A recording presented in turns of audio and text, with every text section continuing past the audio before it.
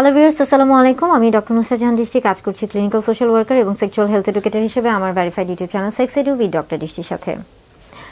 দাম্পত্য জীবনে স্বামী স্ত্রী অনেক সময় দেখা যায় যে যখন মেলামেশা করছেন বা সহবাসের মধ্যে যাচ্ছেন তখন তাদের মধ্যে তাদের সেক্স যে পজিশন রয়েছে সেগুলো নিয়ে অনেক ধরনের ইস্যুস থাকে বা অনেক ধরনের সমস্যা থেকে থাকে।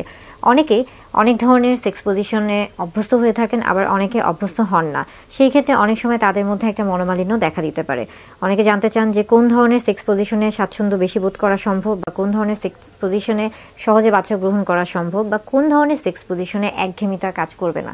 আসলে দাম্পত্য জীবনে স্বামী স্ত্রীর মধ্যে এই যে সহবাসের যে বিষয়গুলি রয়েছে এটা একান্তই তাদের ব্যক্তিগত বিষয়, এবং এই বিষয়গুলি নির্ভর করছে তাদের ব্যক্তির পছন্দের উপরে।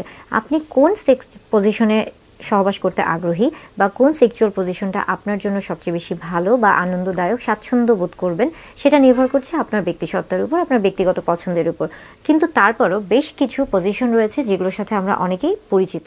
মিশনারি পজিশন এটা সবচেয়ে বেশি ব্যবহৃত হয়ে থাকে, বিশেষ করে এশিয়া মহাদেশে, এবং এই পজিশনটিকে বলা হয়ে থাকছে যে ম্যান অন টপ, অর্থাৎ এই ক্ষেত্রে পুরুষ উপরে থাকছে এবং স্ত্রী নিচে থাকছে। আরেকটি পজিশন হচ্ছে উইমেন অন টপ বা কাউগার্ল পজিশন, এই ক্ষেত্রে স্ত্রী উপরে থাকছে, পুরুষ বা স্বামী নিচে থাকছে। এবং আরেকটা বলা হচ্ছে যে ম্যান বিহাইন্ড, অর্থাৎ এটাকে অনেক সময় কিন্তু ডগি স্টাইলও বলা হয়ে থাকছে। এই ক্ষেত্রে দেখা যাচ্ছে যে পুরুষ পিছনে থাকছেন এবং স্ত্রী বা স্বামী, আমরা যদি বলে থাকি যে ডগি পজিশনে, সেই ক্ষেত্রে দেখা যাচ্ছে যে পুরুষ বা স্বামী তিনি পিছনে থাকছেন এবং স্ত্রী উপর হয়ে থাকছেন। আবার আরও বেশ কিছু সেক্স পজিশন রয়েছে, যেমন সাইড টু সাইড। এই ক্ষেত্রে দেখা যাচ্ছে যে একজন আরেকজনের পাশে থাকছেন, একজন সামনে মুখ করে আছেন, আরেকজন তার পিঠে বা পিছন দিকে মুখ করে আছেন।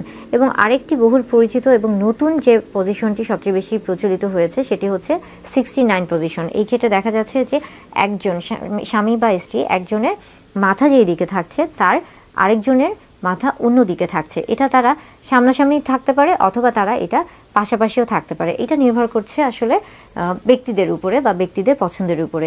এটা অনেক সময় অনেকেই উপর থেকে এভাবে শুয়েও করতে পারে, কিংবা অনেক সময় দেখা যাচ্ছে যে তারা সাইডে থেকেও করতে পারে। অর্থাৎ সেক্স পজিশন বিভিন্ন ধরনের রয়েছে। কোন পজিশনে আপনি স্বাচ্ছন্দ্য বোধ করছেন এটা একান্তই আপনার ব্যক্তিগত বিষয়। এবং আরেকটা বিষয় হচ্ছে যে প্রত্যেকটি পজিশনে কিন্তু নিজেদের মধ্যে যে স্বাচ্ছন্দ্য বোধ এটাকে তৈরি করা সম্ভব। যদি মনে করে থাকেন যে আপনার সঙ্গী কোনো সেক্স পজিশন পছন্দ করছেন না, তাহলে সেটাকে জোর করে করতে চাবেন না। সেই ক্ষেত্রে কিন্তু অস্বস্তিকর একটা পরিবেশ তৈরি হতে পারে, আপনি ব্যথা অনুভূত করতে পারেন, অথবা আপনার স্ত্রী বা স্বামী যিনি আছে, অর্থাৎ আপনার সঙ্গী যিনি আছে, তিনিও ব্যথা অনুভব করতে পারে। এই জন্য অবশ্যই যে কোনো সহবাসের ক্ষেত্রে যাওয়ার আগে বা মিলনে যাওয়ার আগে অবশ্যই উচিত স্বামী স্ত্রী উভয়ের মধ্যে আগে কথোপকথন করা, তাদের মধ্যে কনসেন্ট যেটা সেটা নেওয়া, এবং তারা দুজন কিভাবে স্বাচ্ছন্দ্য বোধ করবে সেই বিষয়গুলো নিয়ে খোলামেলা কথা বলা।